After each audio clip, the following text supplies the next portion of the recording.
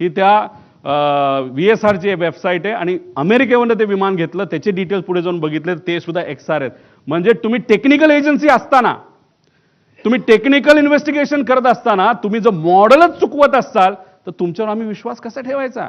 मोठ्या नेत्यांनी सांगितलंय की रोहित पवार असं ऑब्जेक्शन घेत नाही. काल कुठला तरी इथला एक मुंबई पुरता मोठा नेता का छोटा नेता त्यांनी सांगितलं की का ऑब्जेक्शन घेत, याच्यासाठी आम्ही ऑब्जेक्शन घेतोय.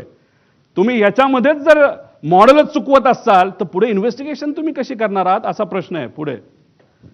हा बघा, आता दुसरं केंद्रीय विमान DGCA, आता सर्टिफिकेट ऑफ रजिस्ट्रेशन आणि ह्याच्यामध्ये सर्टिफिकेट ऑफ हे विमानाचं काय म्हणतात त्याला, एअरवर्दीनेस, हे दोन आहेत. आता एअरवर्दीनेस ही सर्टिफिकेट ऑफ एअरवर्दीनेस कधी आलंय 21ला आणि विमान रजिस्टर कधी झालंय 22ला.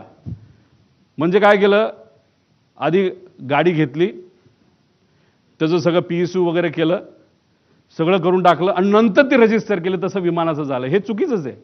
हे PIB रिपोर्ट आहे 28/1चा.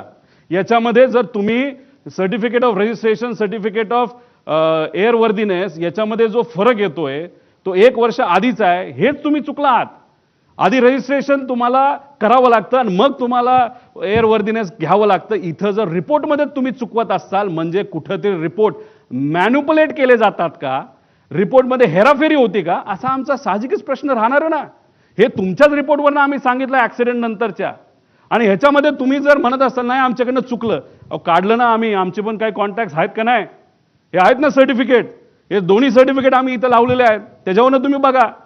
म्हणजे एजन्सी DGCA म्हणते तारखा चुकवते, आम्ही पुरावे देतो की तारखा चुकल्यात, ह्याच्यावरनंच आम्हाला कुठेतरी या इन्व्हेस्टिगेशनवर डाऊट आहे पुढं. आता ह्याच्यामध्ये हे विमान, कुठलंही विमान घेतलं गेल्यानंतर त्याला 5,000 तास असं काहीतरी दिलं जातं. त्याचं तास किती होते या विमानाचे? 5,000. अजित काका जेव्हा विमानामध्ये बसले होते त्याला किती तास झाले होते? तर ते 5,915. किती तास बाकी होते?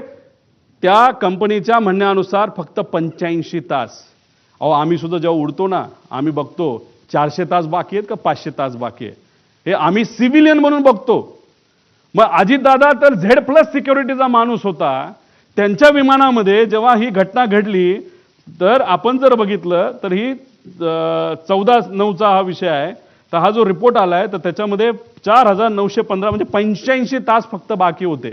आणि ह्याच्यात आमचा क्लेम आहे, आणि मी जी हनीवेल नावाची कंपनी जी हे इंजिन बनवलं त्या कंपनीच्या मॅनेजरला जर मराठी कळत असेल ना तर ट्रान्सलेट तुम्ही करा की खरी माहिती ही DGCAला तुम्हाला ईमेलच्या माध्यमातून द्यावी लागेल. आम्ही प्रयत्न केला पण ते आम्हाला देत नाही. आमचा अंदाज आहे हे मशीन 5,000 त्याचं वय होतं तर हे मशीन 8,000 पर्यंत उडलेलं आहे. म्हणजे दादांकडे मशीन देत असताना तसंही त्या मशीनमध्ये काहीच राहिलं नव्हतं आणि त्याची किंमतही खराब झाली होती. आणि मग मुद्दामूनच ह्याच्यामध्ये मशीनसुद्धा देताना खराब क्वालिटीचंच दिलं, नुकसान होताना कमी व्हावं. आणि हा अपघात का घात हा प्रश्न तर त्याच्यामध्ये राहतो. पण हे मेंटेनन्स सगळे बघितल्यानंतर दादांना जे मशीन दिलं